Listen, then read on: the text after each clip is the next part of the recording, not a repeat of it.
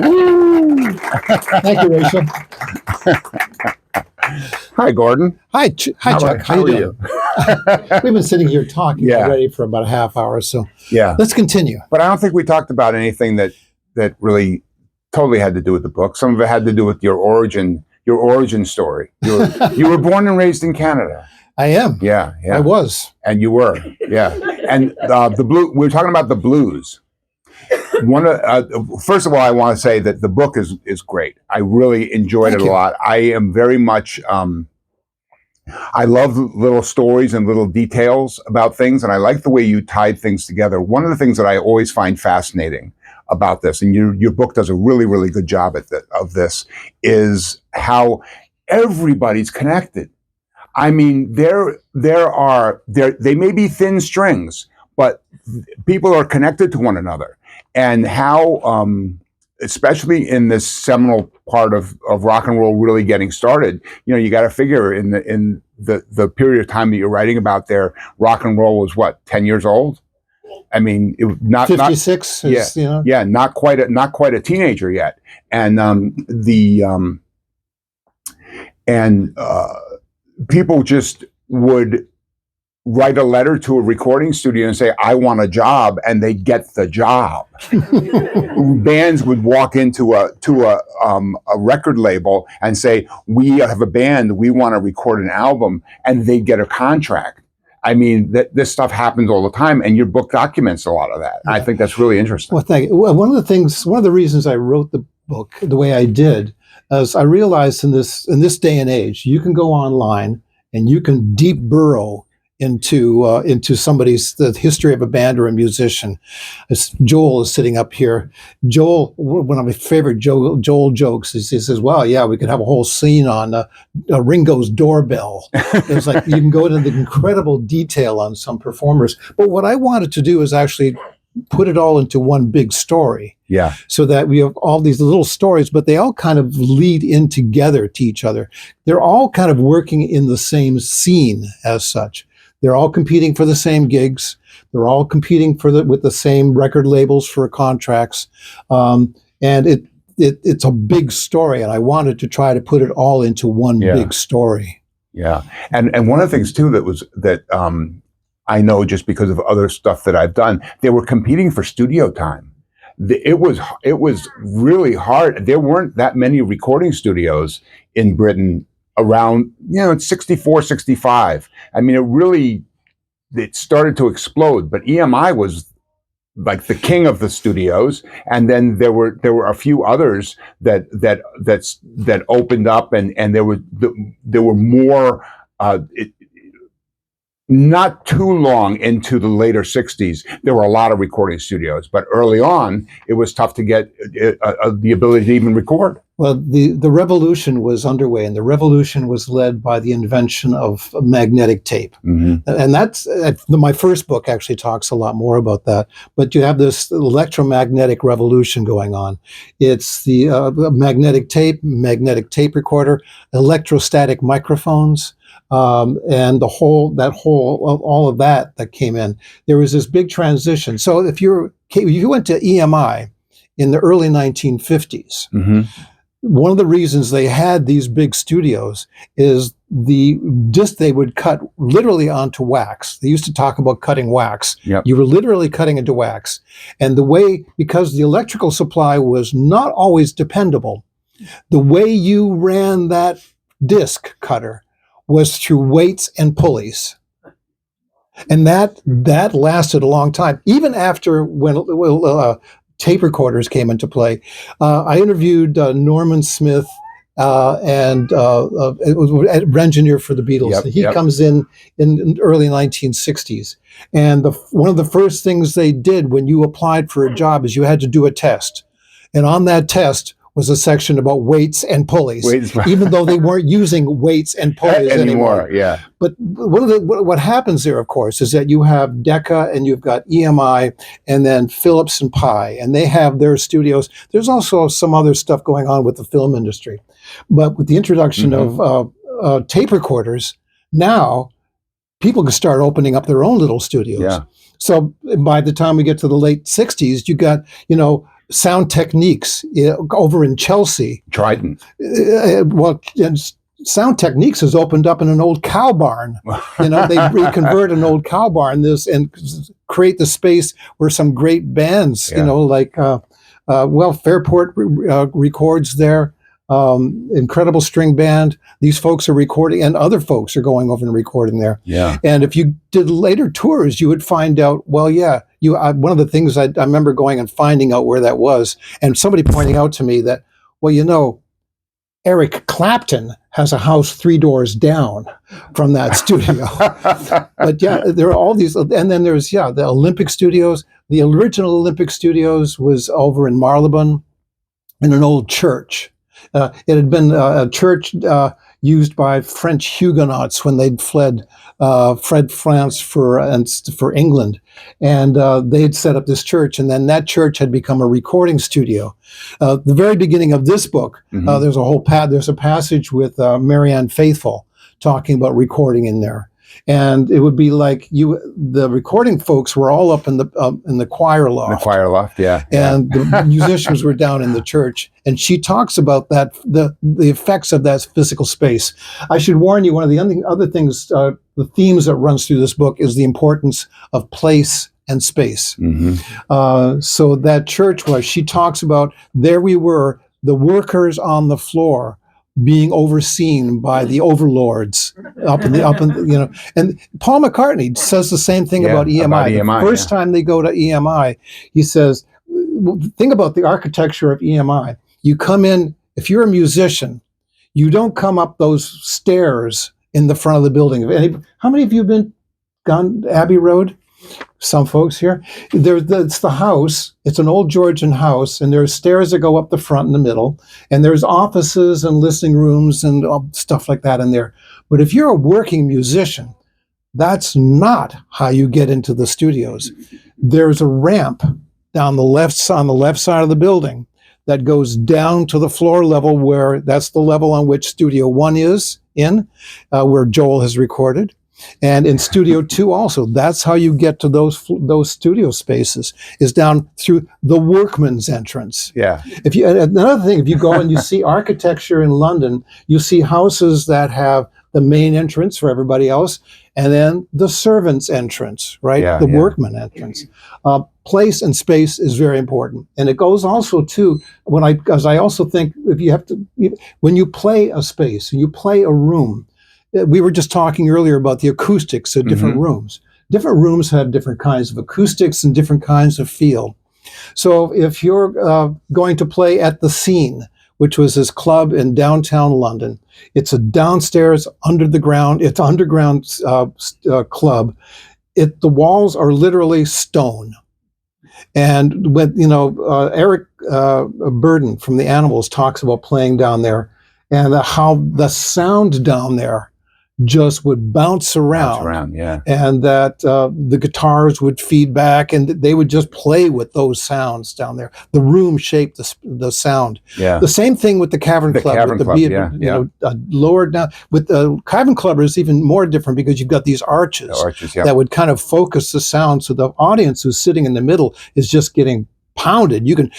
Listening to music was a visceral experience. You felt it. But another thing too, the book is called '60s British Pop, Outside In. And something to think about, which I think is still pretty much the case, is this influx of musicians from the suburbs.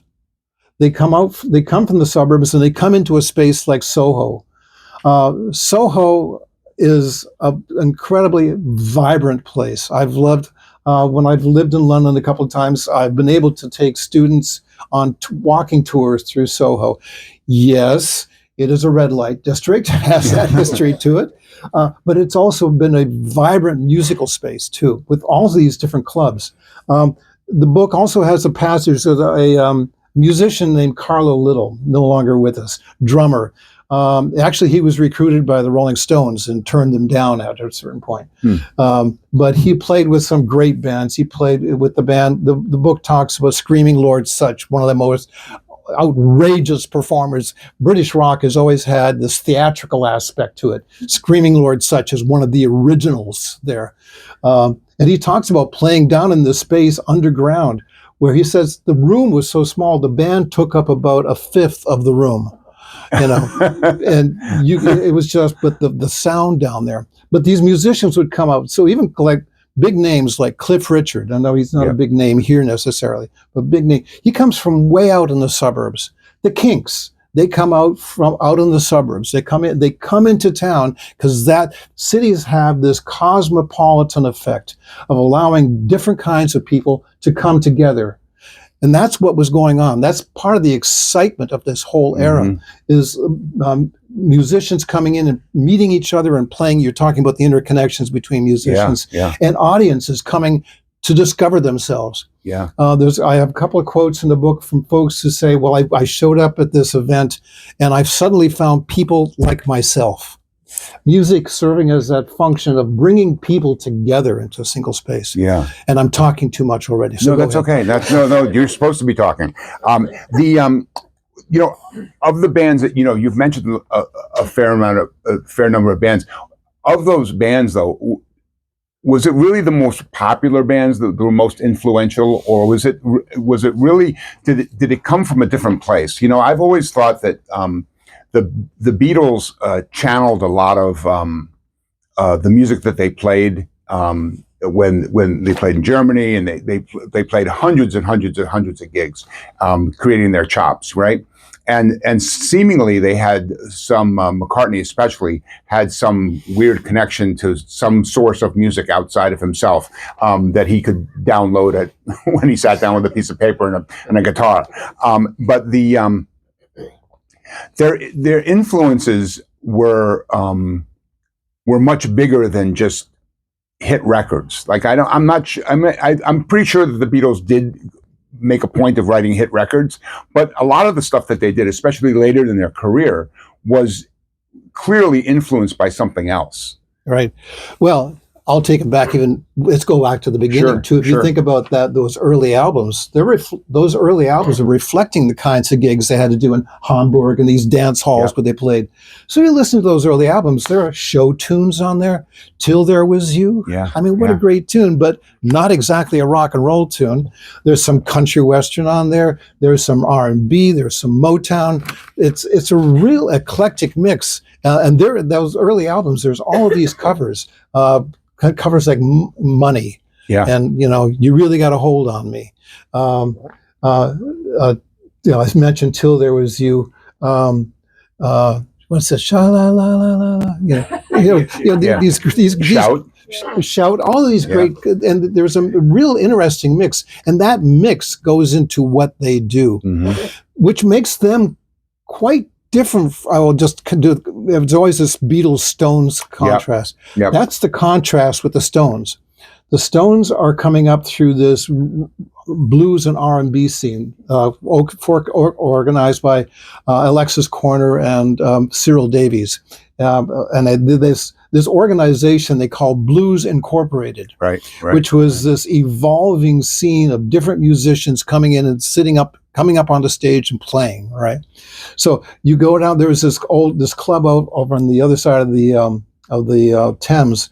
They'd come along and they'd get off the train station, cross the road, go down a hill, and then there's this room where it's damp and it's wet. Mick Jagger talks about they strung a sheet over the stage to keep the water from dripping on the musicians. But that's where Keith Richard and Mick Jagger talk about kids from the suburbs. They're coming from down the river. It's a good couple of hours for them to get up to that club. That's where they meet Brian Jones, who calls himself, I think, Elmore James or something like that. Yeah. He's coming from way outside of town. Eric Clapton's down there. John Mayall is down there. There's all of that scene happening. But the Stones, when they start playing, they don't have to go into these clubs where, could you play a show tune? Could you, right. They're focusing on blues and introducing rock and roll, right?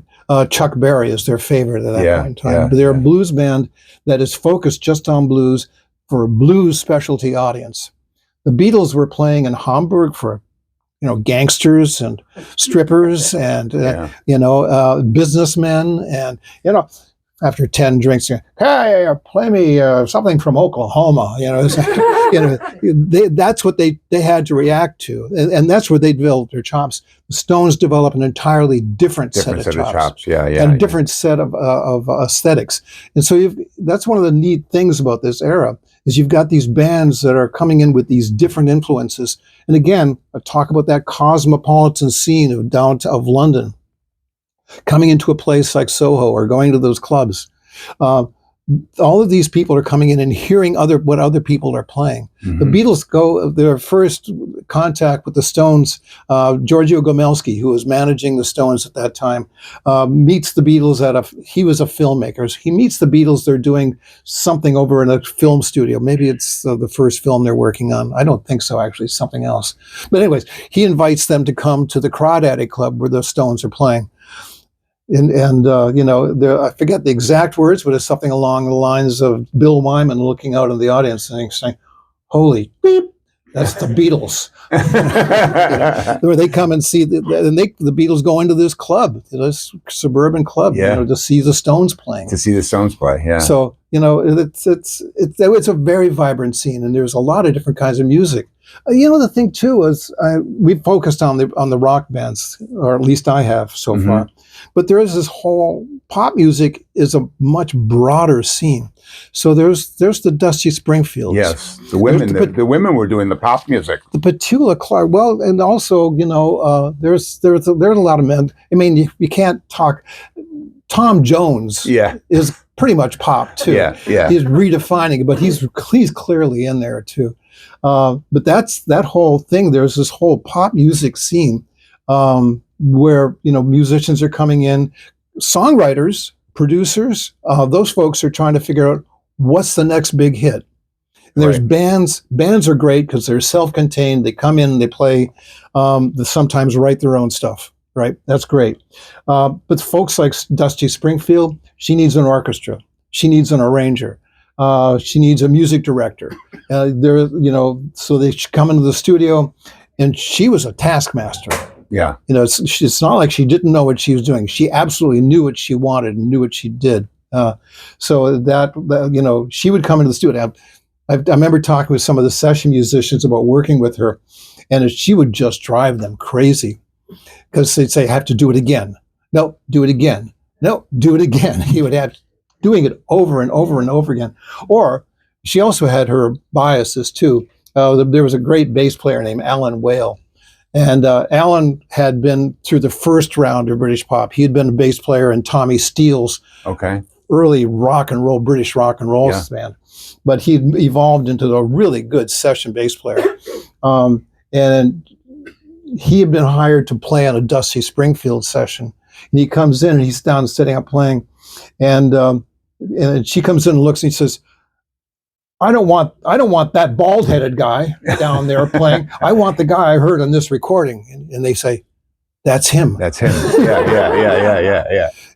So it's a great scene where there's all this different music happening, all these different influences. Yeah. And the bands that kicked off a lot of musicians, like the Yardbirds, three of the seminal guitar players from that created the space for the guitar player to be the star of the band. I mean, it was the singer up till bands like the Yardbirds started to put the guitarist and the solos out in front.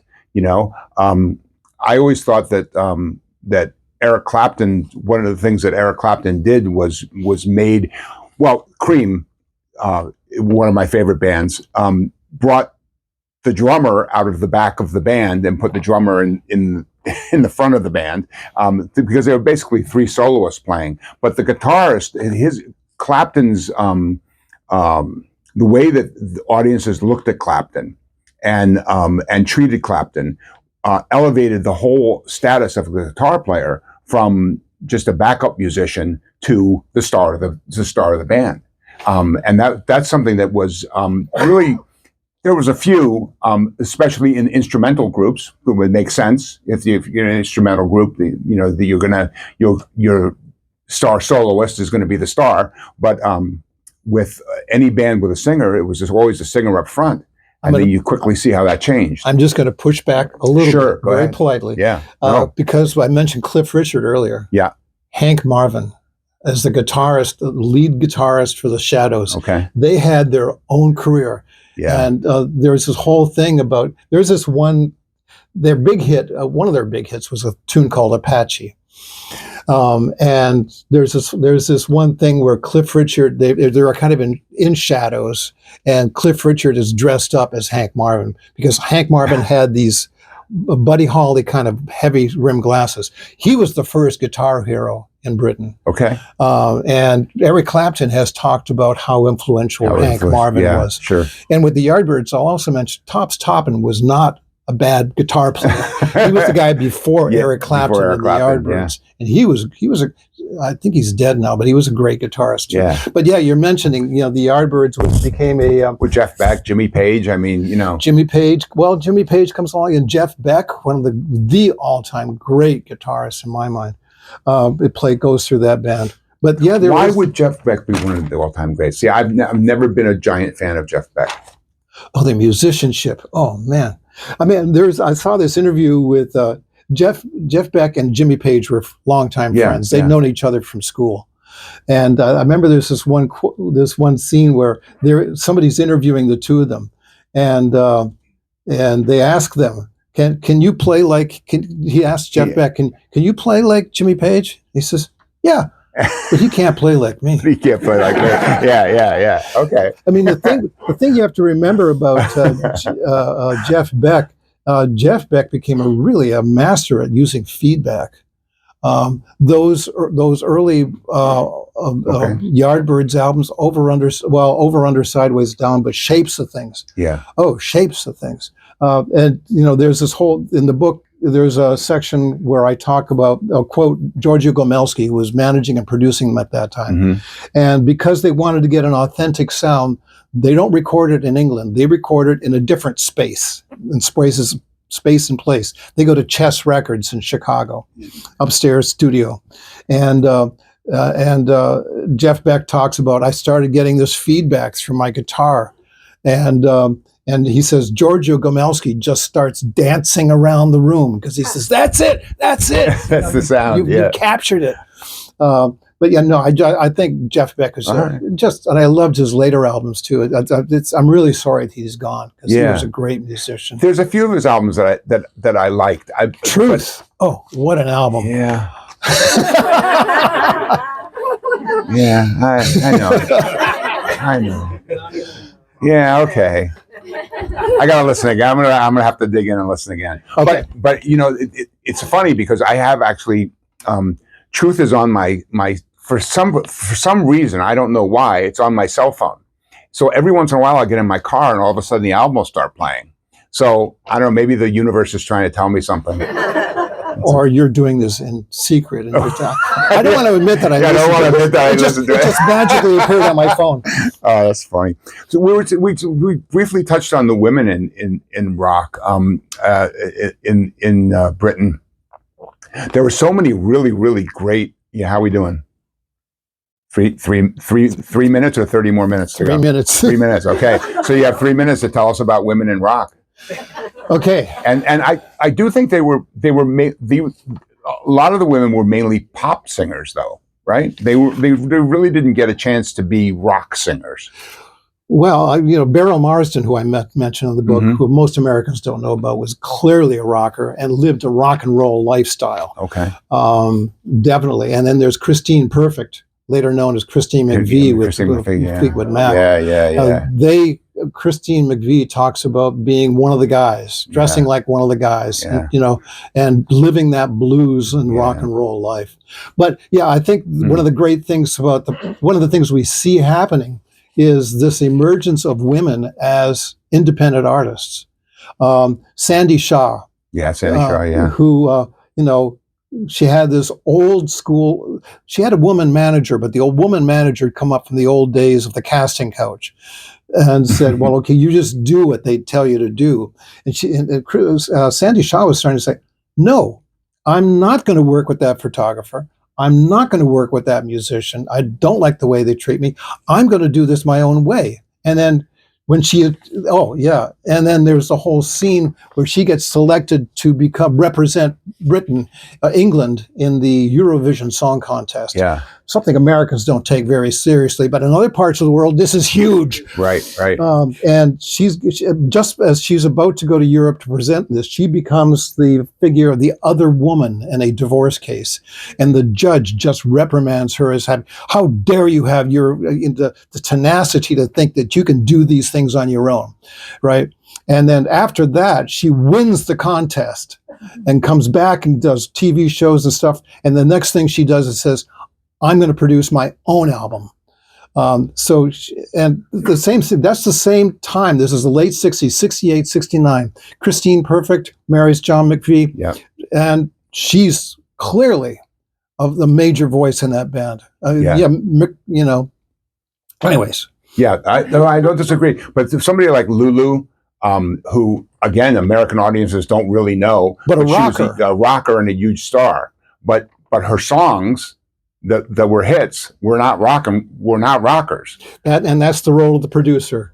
The producer, like Mickey Most, is saying, well, I know what's a hit. Yeah. It's like Mickey Most says this to Donovan. He says, you pick the stuff that goes on an album, I'll pick the singles. Yeah. And he had an incredible ear to know what was going to be a hit. Well, one of my favorite things that she did was the Man Who Sold the World, the David Bowie song. Oh yeah, produced by Bowie, and they were a thing. Yeah, they were a thing at that time. Yeah, for that brief shining moment.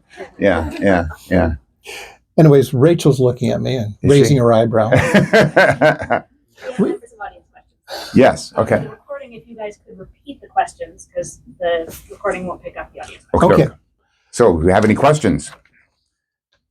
Yes, sir. What's the connection between the London folk scene at that time and the evolution of rock and roll? Because Al Stewart in a recent concert made reference to contact with Maria Faithfull. And so there's got to be, and he was from the folk side of the equation. What's the synergy between those two? So the question is, what's the relationship, the synergy, good word, between the London folk scene and the London, I guess, rock scene as such. And you're right, you mentioned Marianne Faithfull in your question.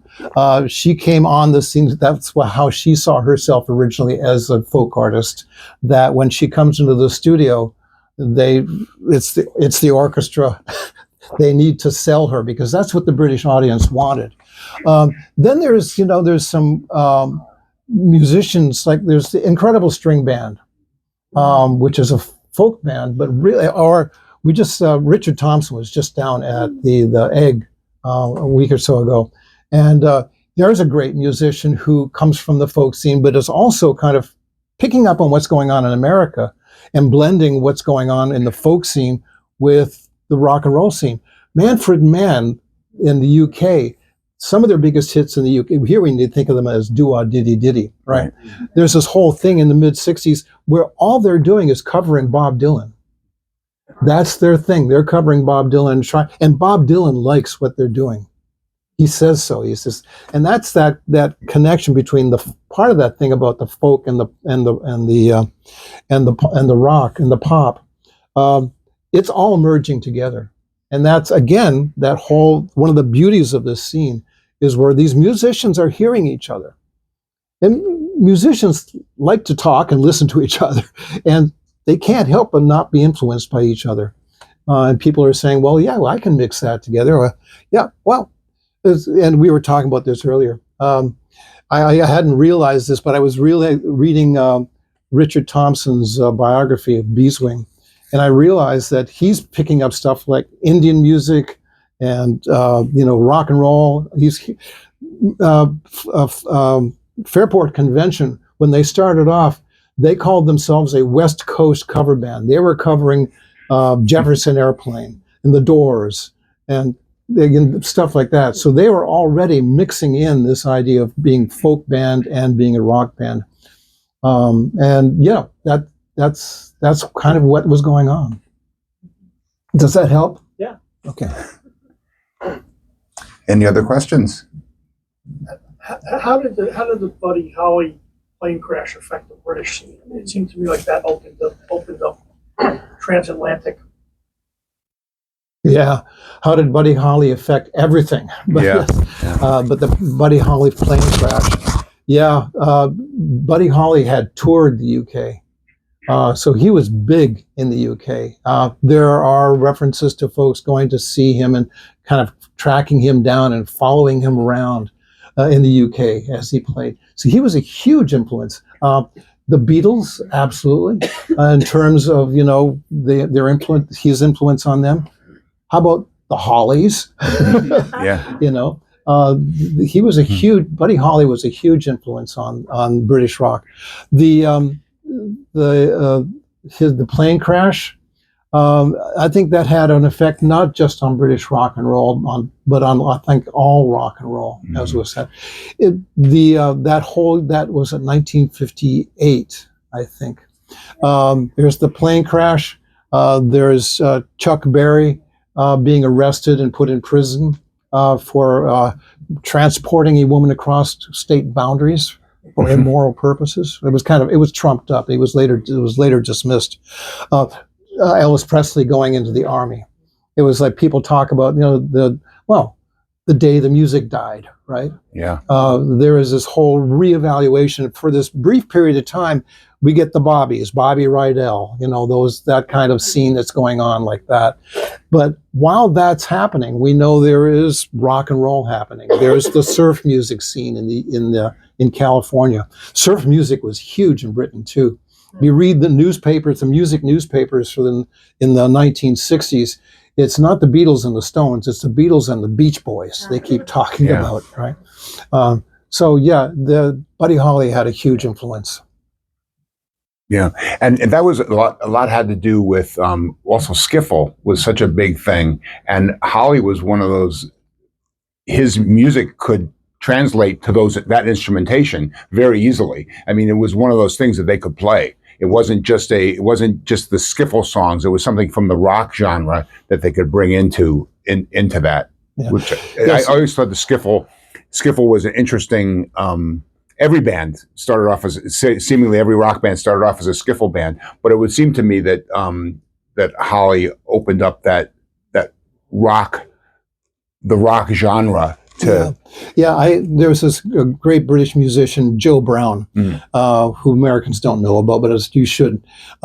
It has a country influence on him, but I remember talking with him, and he talks about, skiffle. He says, we all learned skiffle, and once we got skiffle, we learned what he called the 3-chord trick, right? Just blues form, the 3-chord trick, and that the skiffle then served as a skiffle had all of these folk tunes in it. Lonnie Donegan doing Hootie Ledbetter's Rock Island Line, right? That kind of like folk transition. Skiffle took country acoustic blues, brought it into a pop form, which then served as the basis for people to say, I can make rock and roll with this too. Exactly. Lonnie Donegan, has Don't You Rock Me, Daddy-O. Right, but also tunes like Cumberland Gap. Cumberland Gap, with the way he does it, with a drummer, a bass player, and an electric guitar. Yeah, we're there. And when he tours the United States to support things, My Old Man's a Dust Man and stuff like that. But he gets to Detroit because the American Federation of Musicians won't allow him to bring his own band. He has to set up with local bands. When he comes to Detroit at the venerable Fox Theater, he has Johnny Burdette rock and roll quartet, I think it is, backing him. He's already played with a rock and roll band, American rock and roll band. He knows what it sounds like. He's ready to go. He's ready to go, and he comes back with it. That's very cool. Yes, Gordon. Buddy Holly and the Crickets was a 3-piece band: a stand-up bass, drums, and Buddy Holly on guitar. Eventually, these bands in England are 4-piece with rhythm and bass, or lead and bass. So at what point did the 4-piece band sort of take root? Was it in the UK? Was it here in the States? Well, the Hollies did, Buddy Holly did sometimes have an extra guitar player playing with him. I forget his name is just slipping my brain at the moment. But yeah, later on, they do it as a 3-piece. No, because God designed that it was going to be a 4-piece band with 2 guitars, bass, and drums. No, that was, if you think of looking at bands like the Beach Boys, for example, which were around, they're playing with 4-piece. Elvis Presley plays guitar. He's got guitar, 2 guitars, bass, and drums. It's a kind of standard practice, and that whole structure basically allows. It really has an effect on the guitar playing. I would argue. Some guitar, you hear like Carl Perkins, for example, who also had another guitarist, but his style of playing is this combination of playing, accompanying himself, and doing solo at the same time. I'm not the best person to talk about this, maybe, but there is that style of playing. But having a rhythm guitarist there to hold down the back and provide the chording while somebody does the solos is kind of useful. If you think about where this is coming from, the model here is the big band, right? You've got a soloist with a band backing them up. And the big band, you just take different solos, different musicians get to take solos. With the rockin' band, you have a soloist, but you have the other rhythm guitarist being the rest of the harmonic accompaniment. Yeah, and one of the things too that I always think is absolutely phenomenal about the Rolling Stones it's the ability to have more than 3 tracks that makes this possible. But the Stones had their songs have 3 or 4 rhythm guitar tracks in them. They're layered so interestingly. If you listen to Brown Sugar, it is a tour de force of rhythm guitar work. It's unbelievably good, and that kind of thing it's orchestrated, as you say. It's orchestrated, and it serves a very specific purpose to the song. Yeah. The way it's put together. That's actually another illustration of we talked about the technology that was changing this scene. In 1967, Trident Studios in London gets not a 2-track, not a 3-track, not a 4-track, but an 8-track recorder. Ampex. That so allows you to, if you're doing the Stones, you've got opportunities to do multiple guitar tracks to back it up. Yeah. That's definitely possible. Yeah, yeah. We have time for one more audience question. One more question. Make it a good one.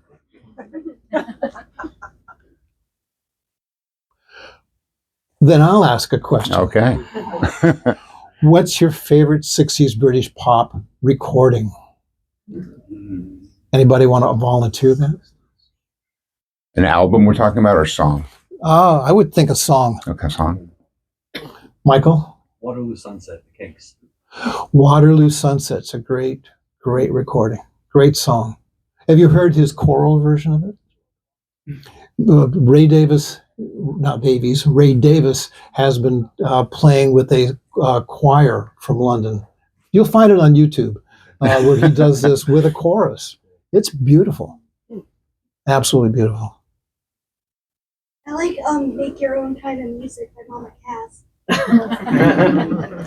I didn't quite catch that, sorry. Make Your Own Kind of Music. Make Your Own Kind of Music by Mama Cass. A lot of great music. Yeah. Jay. So much. Sailor's Life, Airport Convention. Sailor's Life, yeah. There's a lot of great music from this era. Hey, folks, thank you very much for being here. I'll be downstairs signing. Awesome. Or Thank you, if you just want to talk, I'll talk. Yeah.